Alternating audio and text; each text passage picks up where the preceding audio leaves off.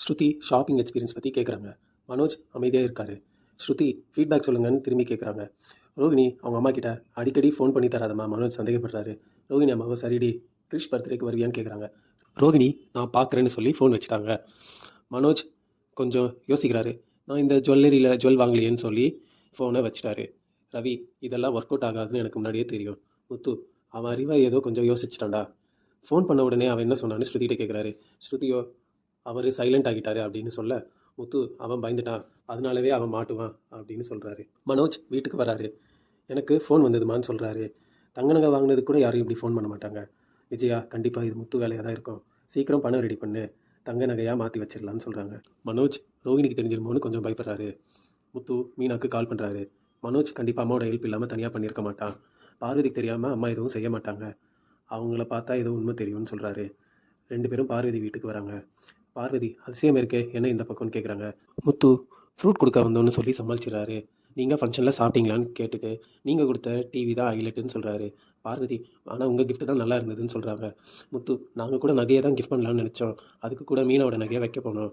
பார்வதி உடனே அது கவரிங் ஆச்சுன்னு சொல்கிறாங்க. விஜயா சொன்னான்னு சொல்லி சமாளிச்சிடுறாங்க. முத்து அம்மா உங்களுக்கு தெரியாமல் எதுவும் செய்கிறது இல்லைல்ல. பார்வதி விஜயா நடந்ததை சொன்னால் கவரிங்காக மாற்றிட்டோம், இல்லை மாறிடுச்சுன்னு சொல்கிறாங்க. மீனா வீட்டில் தான் ஏதோ மாட்டிட்டாங்கன்னு. நான் அதை நம்பலை. பார்வதி எஸ்கேப் ஆகணும்னு ட்ரை பண்ணுறா. முத்து உங்களை பிடிக்கும்னு விட்ட போடுறாரு. வேறு ஏதாவது சொன்னாங்களான்னு துருவி கேட்குறாரு. பார்வதி அது வந்துப்பா நம்ம விஜயாவும் மனோஜும் ஆரம்பிக்கிறாங்க. இந்நேரமாக பார்த்து விஜயா வராங்க. பார்வதி சொல்லிடாடன்னு என்ட்ரி கொடுக்குறாங்க. நீங்கள் இங்கே என்ன பண்ணுறீங்களேன்னு அவங்க 2 பேரையும் பார்த்து கேட்குறாங்க. மீனா இவர் கொஞ்சம் பழம் வாங்கினாரு, அதை கொடுக்கலான்னு வந்தோம், எங்கே வாங்க போகலான்னு சொல்லி கிளம்பிடுறாங்க. விஜயா இவங்க எதுக்கு இங்கே வந்தாங்க, நகையை பற்றி தான் கேட்க வந்தாங்களா? விஜயா நீ சொல்லிட்டியா இல்லையா, இனிமே தான் ஜாக்கிரதையாக இருக்கணும் பார்வதின்னு சொல்கிறாங்க. மீனா பார்வதி ஆண்டி ஏதோ சொல்ல வந்தாங்க. முத்து நான் வச்சுருந்த கடைசி ஐடியா இதான், என்ன ஆச்சுன்னு நான் கண்டுபிடிக்காமல் விட மாட்டேன். செல்வம் கால் பண்ணுறாரு. ஃபேக்ட்ரி ஆப்டர் ஸ்லேல் போட்டிருக்காங்க, ஃப்ரிட்ஜ் வாங்கணும். முத்து நான் வரலன்னு சொல்கிறாரு. மீனா அண்ணனுக்கு நல்ல ஃப்ரிட்ஜாக வாங்கி கொடுங்க, போயிட்டு வாங்கன்னு சொல்கிறாங்க.